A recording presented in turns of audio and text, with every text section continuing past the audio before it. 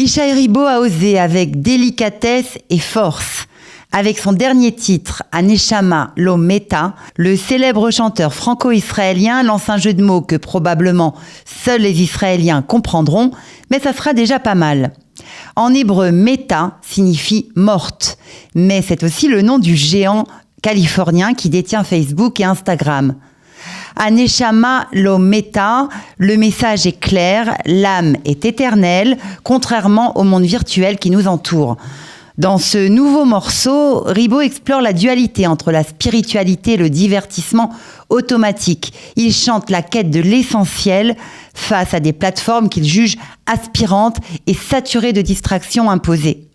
Pour lui, le flux incessant d'images et de contenus finit par polluer la conscience, empêchant de choisir réellement ce que l'on regarde. Mais la star israélienne va plus loin que dénoncer le pouvoir des réseaux en chantant.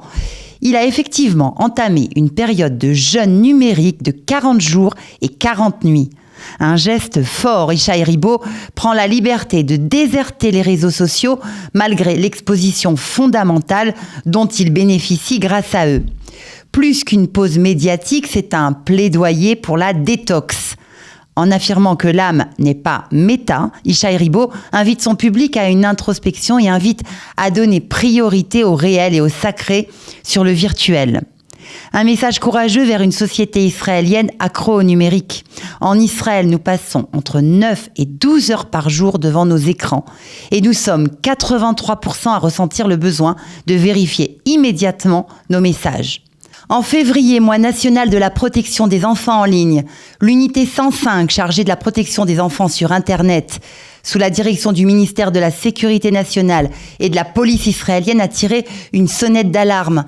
Il y aurait eu 71% d'augmentation de cas de harcèlement de toutes sortes signalés par rapport à 2024, avec 16 292 événements signalés et pris en charge contre 9 500 en 2024. Et si nous nous inspirions d'Ishaï Ribo en nous astreignant à de petites mais régulières pauses écran? Les personnes observant le Shabbat l'ont bien compris, la sacro-sainte déconnexion de l'univers virtuel imposée pendant 24 heures devient presque vitale désormais. Et d'ailleurs, de plus en plus de non-religieux adhèrent à cette parenthèse qui les extrait hors du flot, hors du temps. À l'ère des machines, si on reprenait un peu le contrôle de notre vie, je vous propose d'y réfléchir accompagné de cette musique magnifique d'Ishaï Ribo.